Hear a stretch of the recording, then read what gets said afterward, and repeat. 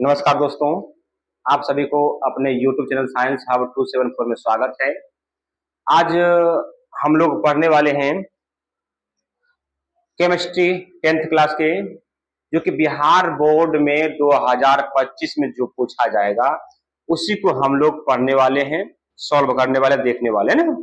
तो आज से पहले हम लोग 3 लेक्चर पढ़ चुके हैं। आज चौथा लेक्चर को पढ़ेंगे। आज जो है चौथा लेक्चर को पढ़ने जा रहे हैं। तो आप लोग शुरू से अंत तक बने रहिए और पेन और पेपर लेके बैठ जाए और नोट डाउन करते रहिए। नोट डाउन करके इसको याद करते जाइए, तो ही एग्जाम में आप लिख सकते हैं। ऐसे बिल्कुल नहीं लिख पाइएगा। देखिए, ना देर करते हुए, टाइम गंवाते हुए हम स्टार्ट करते हैं। चैप्टर का नाम है रासायनिक समीकरण एवं रासायनिक अभिक्रिया एवं समीकरण है। चैप्टर ये 1 है। विषय क्या है, सब्जेक्ट क्या, केमिस्ट्री है और चौथा पार्ट है। ये क्या है, चौथा लेक्चर है। तो हम आगे चलते हैं। चौथा लेक्चर में पहला क्वेश्चन क्या है? पहला क्वेश्चन है ऑक्सीकरण अभिक्रिया या उपचयन अभिक्रिया। ऑक्सीकरण अभिक्रिया या उपचयन अभिक्रिया क्या होता है, बस समझ रहे ना। ऑक्सीकरण या उपचयन अभिक्रिया किसे कहते हैं, इसके बारे में जानना। देखिए, तो ऑक्सीकरण या उपचयन अभिक्रिया होता क्या है, ठीक है। तो ऑक्सीकरण या उपचयन अभिक्रिया को हम 4 तरह से परिभाषित कर सकते हैं। लिखे हैं कि इस अभिक्रिया को हम 4 तरह से परिभाषित कर सकते हैं। यानी कि कहने का मतलब ये हुआ कि इस अभिक्रिया को हम 4 प्रकार से, 4 तरह से, 4 वेराइटी से, मान लीजिए वेराइटी नहीं बोलते हम लोग, 4 वेराइटी से, 4 प्रकार से, है ना, इसको 4 टाइप से हम इसको प्रूव कर सकते हैं, बता सकते हैं, इसका परिभाषा दे सकते हैं। पहला क्या है, ध्यान दीजिएगा।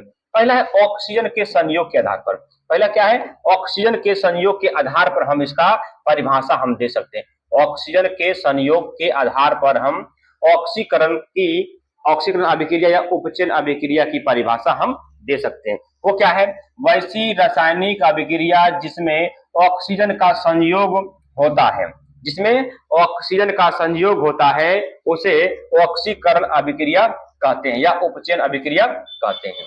क्या बोले हम, वैसी रासायनिक अभिक्रिया जिसमें ऑक्सीजन का संयोग होता है, जिसमें ऑक्सीजन का संयोग होता है उसे ऑक्सीकरण या उपचयन अभिक्रिया कहते हैं। जिसमें देखो ऑक्सीजन जाकर जुड़े, किसी न किसी से जाकर जुटे, इसे क्या कहते हैं, ऑक्सीकरण अभिक्रिया कहते हैं। नंबर 2 है विद्युत ऋणात्मक तत्वों के संयोग से। विद्युत ऋणात्मक तत्वों के संयोग से जो अभिक्रिया होती है ना, वैसी रासायनिक अभिक्रिया जिसमें विद्युत ऋणात्मक तत्वों का संयोग होता है। वैसी रासायनिक अभिक्रिया जिसमें विद्युत ऋणात्मक तत्वों का संयोग होता है उसे ऑक्सीकरण अभिक्रिया या उपचयन अभिक्रिया कहते हैं। कहने का मतलब ये हो गया कि जिस अभिक्रिया में विद्युत ऋणात्मक तत्व का संयोग हो, वो जाकर जुड़े उस समीकरण में, उसे ऑक्सीकरण अभिक्रिया कहते हैं। ठीक है, देखिए, तो कहने का मतलब ये हो गया है विद्यार्थी जी कि जिस अभिक्रिया में विद्युत ऋणात्मक तत्व का संयोग हो, यानी जाकर जुटे, उसे ऑक्सीकरण या उपचयन अभिक्रिया कहते हैं। दूसरा टाइप हम लोग जान चुके हैं। तीसरा टाइप क्या है, तीसरा टाइप ये है। तीसरा टाइप विद्युत धनात्मक तत्वों का संयोजकता में वृद्धि। क्या बोला गया है, विद्युत धनात्मक जो तत्व है उसके वैलेंसी संयोजकता में क्या होना चाहिए, वृद्धि होना चाहिए। जैसे में हम लिखे वैसी रासायनिक अभिक्रिया जिसमें विद्युत धनात्मक तत्वों के संयोजकता में वृद्धि होता है। क्या होता है, विद्युत धनात्मक तत्वों की संयोजकता, वैलेंसी में वृद्धि हो यानी ग्रोथ हो, उसे क्या कहते हैं, ऑक्सीकरण अभिक्रिया या उपचयन अभिक्रिया कहते हैं। ठीक है, आप लोग को यहां तक समझ में आ गया होगा। अगला है हाइड्रोजन का वियोग, यानी कि जिसमें हाइड्रोजन टूटे, यानी टूटकर अलग अभिक्रिया करे, इसमें हाइड्रोजन टूटे और आगे जाके अभिक्रिया करे। वैसी रासायनिक अभिक्रिया जिसमें हाइड्रोजन का वियोग होता है, जिसमें हाइड्रोजन टूटकर अलग हो जाता है, हाइड्रोजन टूटे, उसे ऑक्सीकरण अभिक्रिया या उपचयन अभिक्रिया कहते हैं। यानी जिसमें कि हाइड्रोजन टूटकर अलग अलग हो जाए उसे ऑक्सीकरण अभिक्रिया कहते हैं। यानी मेन रूप से दो ही वो है, मेन रूप से क्या क्या है देखिए, ऑक्सीजन का संयोग जिसमें ऑक्सीजन जाके जुड़े, और दूसरा क्या है जिसमें हाइड्रोजन का वियोग हो, हाइड्रोजन का वियोग हो, ऑक्सीजन का संयोग हो, उसे ऑक्सीकरण या उपचयन अभिक्रिया कहते हैं। और एक आएगा इसके बाद में, जस्ट आएगा कि अवकरण या अपचयन अभिक्रिया, अवकरण या अपचयन अभिक्रिया, उसमें हाइड्रोजन का संयोग होगा और ऑक्सीजन का वियोग होगा, उसको कहते हैं। देखिए तुरंत जस्ट आ गया। देखिए अगला क्वेश्चन क्या है, अवकरण या अपचयन अभिक्रिया क्या है, अवकरण या अपचयन अभिक्रिया होता क्या है। देखिए इस अभिक्रिया को भी चार तरह से परिभाषित किया जा सकता है, इसको भी हम लोग चार तरह से परिभाषित कर सकते हैं, इस अभिक्रिया को भी चार तरह से हम सॉल्व कर सकते हैं ना। देखिए पहला क्या है, ऑक्सीजन, ऑक्सीजन का वियोग, ऑक्सीजन का वियोग होगा तो यह अभिक्रिया पूर्ण होगी। क्या लिखे, वैसी रासायनिक अभिक्रिया जिसमें ऑक्सीजन का वियोग होता है, क्या होता है, ऑक्सीजन का वियोग होता है, उसे अवकरण या अपचयन अभिक्रिया कहते हैं। वैसी रासायनिक अभिक्रिया जिसमें ऑक्सीजन का वियोग हो, ऑक्सीजन टूटे, ऑक्सीजन हटे, उसको क्या कहते हैं, अवकरण या अपचयन अभिक्रिया कहते हैं। नंबर दूसरा इसका है क्या, देखिए विद्युत धनात्मक, उसे ऋणात्मक था, धनात्मक है, विद्युत धनात्मक तत्वों से संयोग, वैसी रासायनिक अभिक्रिया जिसमें विद्युत धनात्मक तत्वों का संयोग होता है, उसे अवकरण या अपचयन अभिक्रिया कहते हैं। ध्यान रहे क्या हो, विद्युत धनात्मक तत्वों का संयोग हो, क्या हो, विद्युत धनात्मक तत्वों का संयोग हो, उसे अवकरण या अपचयन अभिक्रिया कहते हैं। चलिए तो आप लोग को समझ में आता होगा, समझ में आ ही रहा होगा, आशा कर रहे हैं हम। तो अगर समझ में नहीं आ रहा है तो आप लोग कमेंट बॉक्स में लिखिए यस या नो, तो हम देखेंगे, तो आपको हम सॉल्व करेंगे, है ना। चलिए जल्दी फटाफट कीजिएगा। चलिए बहुत अच्छा, चलते हैं नेक्स्ट, पीछे घूर गए ना, चलिए आगे। नंबर तीसरा है क्या, विद्युत धनात्मक तत्वों की संयोजकता यानी कि वैलेंसी में, वैलेंसी में क्या होगा, कमी होगा, है ना, कमी होगा तो ये अभिक्रिया क्या हो जाएगा, कमी में, तो यह अभिक्रिया हो जाएगा अवकरण या अपचयन अभिक्रिया। परिभाषा है, वैसी रासायनिक अभिक्रिया जिसमें विद्युत धनात्मक तत्वों का संयोजकता यानी कि वैलेंसी, वैलेंसी में कमी हो, क्या हो, वैलेंसी में कमी होता है, उसे अवकरण या अपचयन अभिक्रिया कहते हैं। उसे क्या कहते हैं, अवकरण या अपचयन अभिक्रिया कहते हैं। अगला है मेन, ये है हाइड्रोजन का संयोग, हाइड्रोजन के संयोग, वैसी रासायनिक अभिक्रिया जिसमें हाइड्रोजन का संयोग होता है, उसे अवकरण या अपचयन अभिक्रिया कहते हैं। तो क्या कहते हैं, अवकरण या अपचयन अभिक्रिया कहते हैं। चलिए अगला क्वेश्चन है रेडॉक्स अभिक्रिया। रेडॉक्स अभिक्रिया क्या होता है, वैसी अभिक्रिया जिसमें अपचयन और उपचयन, अपचयन और उपचयन दोनों साथ साथ हो, अपचयन और उपचयन दोनों साथ साथ हो, उसे क्या कहते हैं, रेडॉक्स अभिक्रिया कहते हैं। तो देखिए यहां से हम क्या बोलेंगे, रेडॉक्स अभिक्रिया। तो रेडॉक्स अभिक्रिया क्या होती है, रेडॉक्स अभिक्रिया वैसी रासायनिक अभिक्रिया जिसमें अपचयन और उपचयन दोनों अभिक्रिया एक साथ हो, दोनों अभिक्रिया एक साथ हो, उसे रेडॉक्स अभिक्रिया कहते हैं। क्या कहते हैं, रेडॉक्स अभिक्रिया कहते हैं। बोलिए यहां तक सभी बच्चे को समझ में आ गया है, यहां तक से बच्चे को समझ में आ गया होगा। तो जिसको पीडीएफ नोट्स चाहिए वो इस नंबर पर व्हाट्सएप करें और आपको लिंक भेजा जाएगा और आप लोग को जोड़ दिया जाएगा व्हाट्सएप ग्रुप में, वहां पे पीडीएफ आपको मिल जाएगा। वहां पे चैप्टर समाप्त होने के बाद पीडीएफ मिलेगा। अब ये नहीं बोलिएगा कि सर हमको पीडीएफ नहीं मिला, हमको पीडीएफ नहीं मिला, जब तक चैप्टर समाप्त नहीं होगा तो आपको पीडीएफ मिलने नहीं जा रहा। चैप्टर समाप्त होगा पीडीएफ आपको भेज दिया जाएगा व्हाट्सएप ग्रुप में, समझ रहे ना। तो आगे बढ़ते हैं। अब क्या है, प्रतिस्थापन अभिक्रिया। प्रतिस्थापन अभिक्रिया क्या है, प्रतिस्थापन अभिक्रिया होता क्या है, इसके बारे में जानना है और उसका उदाहरण भी देना। उसका उदाहरण क्या है, देखिए वैसी रासायनिक अभिक्रिया जिसमें अधिक अभिक्रियाशील धातु अपने से कम अभिक्रियाशील धातु को यौगिक के विलयन या गलित अवस्था में विस्थापित कर देती है, उसे प्रतिस्थापन अभिक्रिया कहते हैं।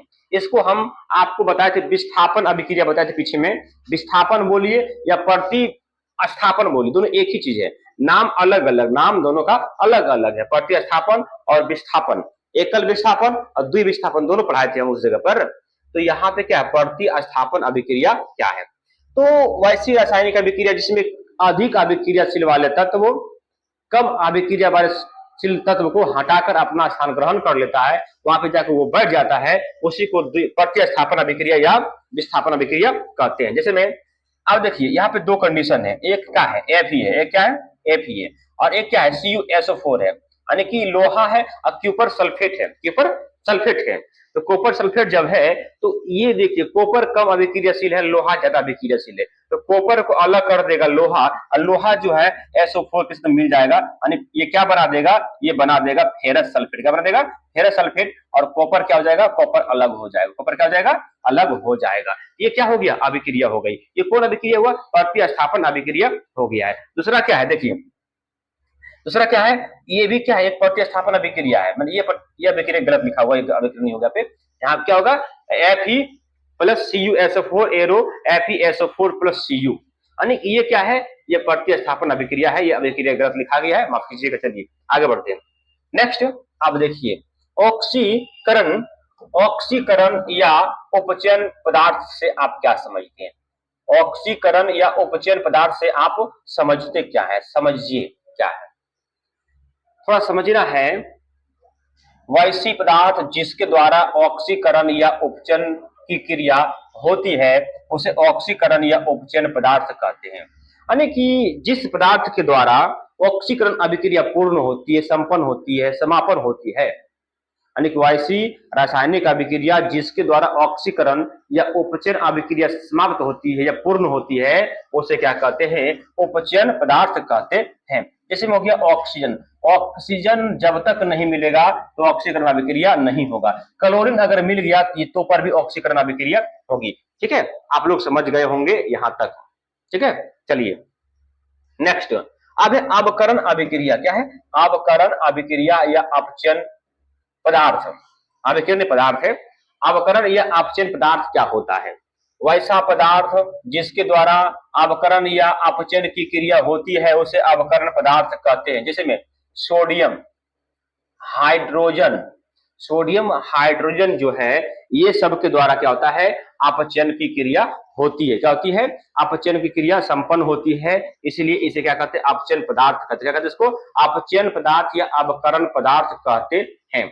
चलते हैं नेक्स्ट स्लाइड की ओर। अब यहां से समझिए थोड़ा सा क्वेश्चन हमारे दैनिक जीवन में, और ये क्वेश्चन इतना इंपॉर्टेंट है, इतना इंपॉर्टेंट है, कहने लायक नहीं है ना, बहुत भीविया क्वेश्चन है। तो हमारे दैनिक जीवन में ऑक्सीजन का क्या प्रभाव है? देखिए, हम जब दिन भर में कोई भी काम करते हैं, कोई भी यूज करते हैं हमारे शरीर में, तो जीवन में ऑक्सीकरण का क्या प्रभाव है हमारे दैनिक जीवन में? प्रत्येक दिन ऑक्सीकरण का प्रभाव क्या है? देखिए, हमारे दैनिक जीवन में ऑक्सीकरण का निम्न प्रभाव है, यानी जो नीचे दिया गया है वही प्रभाव है। देखिए, भोजन का पचना क्या है? पहला प्रभाव है भोजन का पचना। अगर सुनिए, अगर ऑक्सीजन नहीं हो तो भोजन पचेगा नहीं। ऑक्सीजन अगर नहीं दिया जाए तो भोजन पचने वाला बिल्कुल नहीं है। अगर आप ध्यान दीजिए, किसी दिन खाना खा ले, रात में खाना खा लीजिए, जगल रही है, सोइए नहीं, आपको भोजन पचने वाला नहीं है ना, सोना ही नहीं है। कष्ट में बैठिए, कष्ट में रहिए, दिक्कत से रहिए, तो भोजन पचने वाला नहीं। ऑक्सीकरण अभिक्रिया नहीं हो पा रही है, तो ऑक्सीकरण अभिक्रिया अगर नहीं होगा तो भोजन पचेगा ही नहीं। दूसरा क्या है? भोजन का दुर्गंधित होना, भोजन का दुर्गंधित होना। ठीक है, तो भोजन दुर्गंधित कब होता है? जब ऑक्सीकरण अभिक्रिया होती है तो भोजन दुर्गंधित हो जाता है। भोजन दुर्गंधित हो जाता है कब? जब ऑक्सीकरण की अभिक्रिया होती है। सुना होगा घर गांव में कि जब सुबह में खाना बने, चावल अगर बना दिया जाए और गर्मी का टाइम हो तो वो शाम तक वो भोजन क्या होता है? दुर्गंध देने लगती है। उसी किसी तरह से ऑक्सीकरण अभिक्रिया उसमें होने लगता है, इसलिए उस भोजन में दुर्गंध आने लगता है। नंबर 3 है दहन की अभिक्रिया। अगर दहन तब होगा जब ऑक्सीजन होगा, अगर ऑक्सीजन नहीं होगा तो दहन की क्रिया नहीं हो सकती है, दहन क्रिया बिल्कुल नहीं हो सकती है। अगर दहन क्रिया तब होगा जब ऑक्सीकरण होगा, अगर ऑक्सीजन जिस जगह नहीं होगा उस जगह दहन की अभिक्रिया बिल्कुल नहीं हो सकती है। ठीक है, चलते हैं नेक्स्ट, संक्षारण। संक्षारण की क्रिया, संक्षारण क्रिया क्या होता है? देखिए यहाँ पे संक्षारण दिख रहा है, संक्षारण में क्या, देखिए ये एक लोहा है, या लोहा की वस्तु है, इसमें ऑक्सीजन से संयोग किया, ये संक्षारण हो गया, यानी कि इसमें जंग लग गया, क्या लग गया? जंग लग गया। तो ये अभिक्रिया जब तक ऑक्सीजन उसमें संपर्क नहीं करेगा, जब तक अभिक्रिया नहीं करेगा तो ऑक्सीकरण नहीं हो सकती, ऑक्सीकरण बिल्कुल नहीं हो सकता है। बोलिए यहां तक आपको समझ में आ गया है? आशा करता आपको समझ में आ गया होगा। बोलिए समझ में आ गया है? यस या नो बताइएगा फटाफट कमेंट बॉक्स में, जल्दी जल्दी। चलिए चलिए, बहुत अच्छा बहुत अच्छा। नेक्स्ट, रासायनिक अभिक्रिया की क्रिया विधि को समझाएं, रासायनिक अभिक्रिया की क्रिया विधि को समझाएं। देखिए रासायनिक अभिक्रिया की क्रिया विधि को समझावें, ये क्वेश्चन है। तो ध्यान रहे, किसी भी रासायनिक अभिक्रिया से पहले अणु बंधन तोड़कर परमाणु में बदल जाता है, उसके बाद पुनः परमाणु आपस में जुड़कर नया बंधन के निर्माण के फलस्वरूप अणु में बदल जाता है। तो इस प्रकार रासायनिक अभिक्रिया की विधि पूर्ण होती है। बोला गया है कि कोई रासायनिक अभिक्रिया होने से पहले कोई क्या होता है, कोई अणु बंधन तोड़कर, कोई अणु बंधन अपना बंधन को तोड़कर अलग आपस में एक परमाणु में बदल जाता है। क्या बनता है? परमाणु वो बन जाता है, फिर परमाणु आपस में जुड़कर नया बंधन का निर्माण कर लेता है। इसी को क्या बोलते हैं हम? रासायनिक अभिक्रिया की क्रिया विधि होती है, यानी कि रासायनिक अभिक्रिया की क्रिया विधि पूर्ण होती है यहां से, जो अलग परमाणु का निर्माण, अलग बंधन का निर्माण कर लेता है। तो चलिए नेक्स्ट क्वेश्चन, अगला क्वेश्चन ये है, क्वेश्चन नंबर 10 कि रासायनिक अभिक्रियाओं की विशेषताएं को लिखें, यानी कि रासायनिक अभिक्रिया की विशेषता क्या है, इसके बारे में हम लोग को जानना है ना। तो रासायनिक अभिक्रियाओं की विशेषता निम्न इस प्रकार है। तो रासायनिक अभिक्रिया जब होती है उसमें क्या क्या हो सकता है? देखिए जब रासायनिक अभिक्रिया होता है ना, रासायनिक अभिक्रिया में ये सब होता है। क्या होता है भाई? देखिए गैस की उत्पत्ति, जब रासायनिक अभिक्रिया होती है तो मान लीजिए कोई चीज में आग लग गया, आग लग गया ना, तो आग लगने के बाद देखिए यहाँ पे क्या हो रहा है, गैस उत्पन्न हो रहा है, कार्बन डाइऑक्साइड बन रहा है, बन रहा है ना, बन रहा है। तो ये गैस की उत्पत्ति हो गया। नंबर 2 क्या है? नंबर 2 अवक्षेप का निर्माण, अवक्षेप का निर्माण, यानी कि कुछ बेकार चीज ही छोड़ जाता है वो, है ना, कुछ राख वगैरह छोड़ जाता है, तो ये अवक्षेप का निर्माण, ये क्या हो गया? अवक्षेप का निर्माण हो गया है। ठीक ना, ध्यान दीजिए। अब नंबर 2 ताप में परिवर्तन, जब अभिक्रिया होगा तो अभिक्रिया के दौरान ताप में भी परिवर्तन हो जाता है, यानी कि देखिए ये अभिक्रिया हो रहा है तो क्या ताप या टेम्परेचर हाई हो गया, कहीं टेम्परेचर लो हो जाता है, कहीं ताप देने के बाद अभिक्रिया होती है, कहीं अभिक्रिया होता है तो ताप निकलता है, ताप निकलता है। रंग में परिवर्तन, जब अभिक्रिया होती है तो रंग में भी परिवर्तन हो जाता है। से मान लिया जाए कोई लोहा है, मान लीजिए ये क्या चीज, लोहा है, जब इसमें अभिक्रिया हो गया इसका देखिए रंग चेंज हो गया, है ना। देखिए घर में देखे होंगे दरवाजा वगैरह होता है, खिड़की वगैरह होता है, तो उसमें जब अभिक्रिया होती है तो उसका कलर चेंज हो जाता है, उसका कलर क्या होता है? चेंज हो जाता है, मिट्टी के भूरा भूरा कलर हो जाता है ना। अवस्था में परिवर्तन, अवस्था में परिवर्तन वो क्या है सर? अवस्था में परिवर्तन, तो अवस्था में परिवर्तन ये है, ध्यान रहे कि अगर अगर परिवर्तन रासायनिक अभिक्रिया हुआ, दूध से दही बना, दूध से अगर दही बना, ध्यान दीजिए दही बना, दूध से दही बना तो समझिए दूध क्या है? एक लिक्विड है, और दही जो है क्या, एक थोड़ा सा ठोस अवस्था में आ जाता है थोड़ा सा, लेकिन वो भी लिक्विड, थोड़ा सा इससे गाढ़ा अवस्था में दही आ जाता है, और दोनों में स्वाद में भी अंतर है, ये मीठा स्वाद का, ये खट्टा स्वाद का, है ना। तो अवस्था में भी परिवर्तन हो जाता है। बोलिए यहां तक समझ में आ गया है? समझ में आ गया है। तो नेक्स्ट क्वेश्चन को जानने के लिए आप लोग से अनुरोध है कि अगर वीडियो अच्छा लग रहा हो, अगर मेरा पढ़ाया हुआ चीज आपको समझ में आ रहा हो तो इस वीडियो को कर दीजिए शेयर, क्या कर दीजिए, एक बार शेयर कर दीजिए, और जो सब्सक्राइब नहीं किए हैं वो कर दीजिए सब्सक्राइब। ठीक है, फटाफट सब्सक्राइब कर दीजिए, देर नहीं कीजिए। चलिए नेक्स्ट, अब यहां से हम लोग समझेंगे कि रासायनिक समीकरण क्या है, रासायनिक समीकरण होता क्या है, समीकरण के बारे में पढ़ेंगे। और यहां से हम लोग पढ़ेंगे समीकरण, रासायनिक समीकरण दो प्रकार के होते हैं, संतुलित और असंतुलित।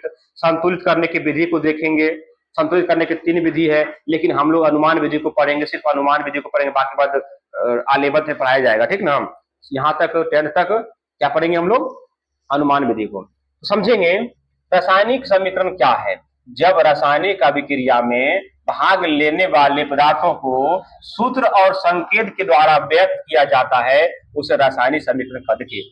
ये क्या है, संकेत है, ये क्या है, सूत्र। रासायनिक सूत्र है, यौगिक का सूत्र है, अणुसूत्र है, सूत्र है, ये क्या है।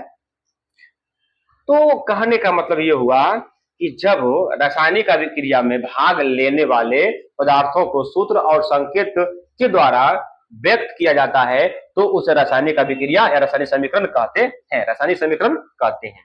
रासायनिक समीकरण 2 प्रकार के होते हैं। कौन कौन भाई, 2 प्रकार के होते हैं। एक होता है संतुलित रासायनिक समीकरण। क्या होता है, संतुलित रासायनिक समीकरण होता है। ठीक ना, संतुलित रासायनिक समीकरण पहला ये हो गया। तो दूसरा देखिए, अब समझेंगे संतुलित रासायनिक समीकरण होता क्या है।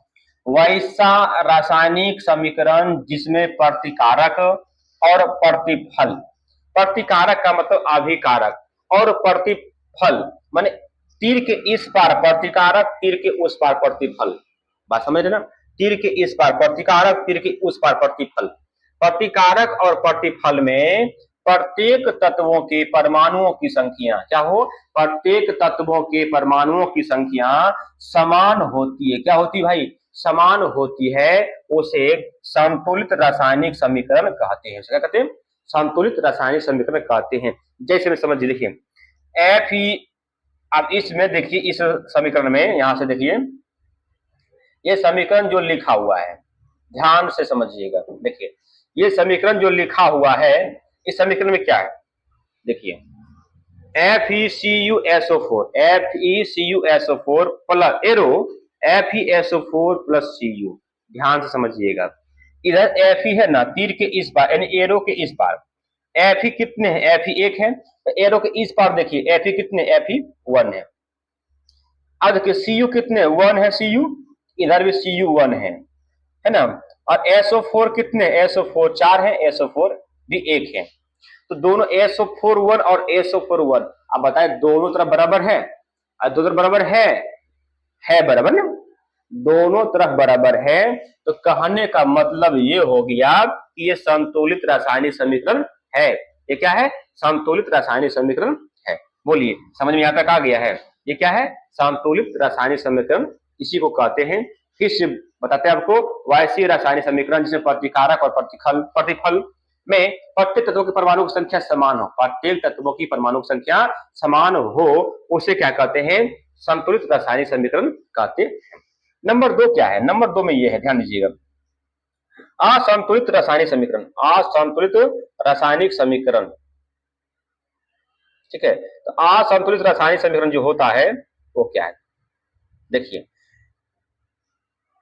वैसा रासायनिक समीकरण जिसमें प्रतिकारक और प्रतिफल में प्रत्येक तत्वों के परमाणु की संख्या समान नहीं होती, बराबर नहीं होती है, उसे असंतुलित रासायनिक समीकरण कहते हैं। यानी उसे क्या कहते हैं, असंतुलित रासायनिक समीकरण कहते हैं। जैसे देखिए समझिएगा, ये लिखा हुआ है ना,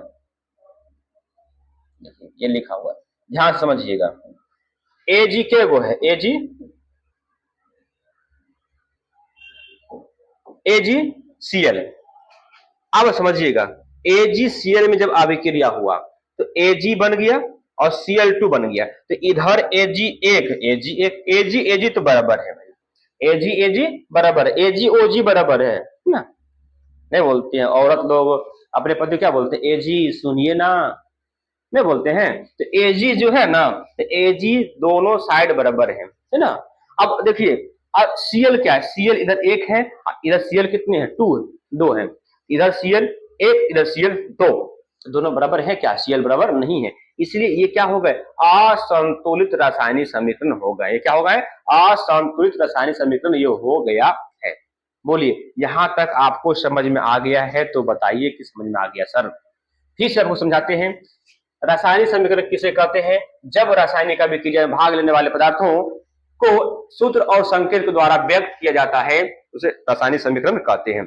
रासायनिक समीकरण को दो भाग में बांटा गया है, संतुलित रासायनिक समीकरण और असंतुलित रासायनिक समीकरण। इसको दो भाग में बांटा गया है।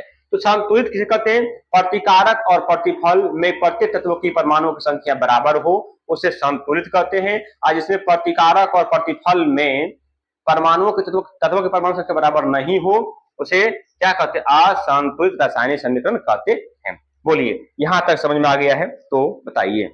यहां तक समझ में आ गया है तो बताइए, फटाफट बताइएगा, ठीक है।